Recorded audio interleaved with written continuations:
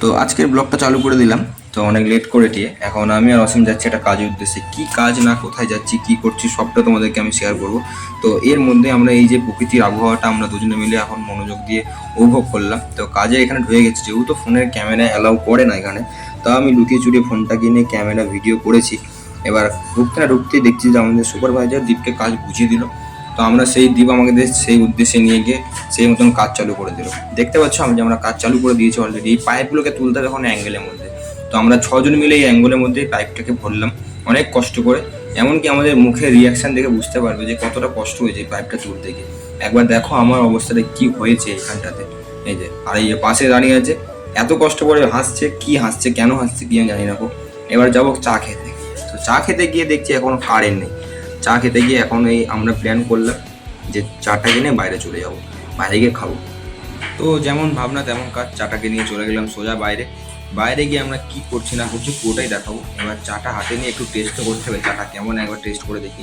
তো আমি চাটা মুখে দিয়ে, আমার তো বেশ চাটা ভালো লাগলো। এবার চাটা কেমন লাগছে?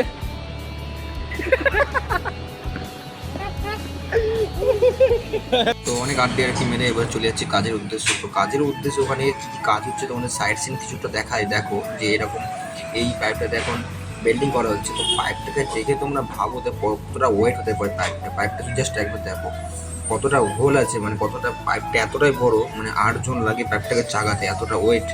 তো দেখতে পাচ্ছ কাজ কমপ্লিট। এবার বেরিয়ে পড়েছি ফ্রেশ ট্রেশ হয়ে, যে মোটামুটি পুরো ঘেমে গেছিলাম। তো হাত মুখ ধুয়ে এবার বেরিয়ে পড়েছি। তো আবার যাবো চা খেতে হতো। এবার চা খেতে গিয়ে এবার দেখাবো কী হচ্ছে। এখানে ছিলাম আমি, গৌতম আর রাহুল। এবার কথা হচ্ছে রাহুল বলছে তুই পেমেন্ট করবি, এবার আমি বলছি না রাহুল তুই পেমেন্ট করবি। এই নিয়ে আমাদের মধ্যে একটু বন্ধু যেমন আড্ডা আর কি হয়। তো আমরা সেরকম আড্ডা আর কি মাঝে মাঝে যাচ্ছি চা খাওয়ার উদ্দেশ্যে। আর বাইরের সিনগুলো তোমাদের একটু দেখাই, তোমরা একটু দেখো। বাইরে সত্যি প্রকৃতিটা সত্যি খুব ভালো লাগে, এইখানকার জায়গাটা যথেষ্ট সুন্দর। পেয়ে গেলাম গরম গরম চা। তো ওই চা খেতে খেতে রাহুল বলছে আমাদের কিন্তু পয়সা নেই, তোকে এবার কাপ ধুয়ে দিতে হবে এখানকার, নাহলে কিন্তু ছাড়বে না। তো এই বড়াটা নিয়ে সে খুব হাসি মজা করছে আর কি।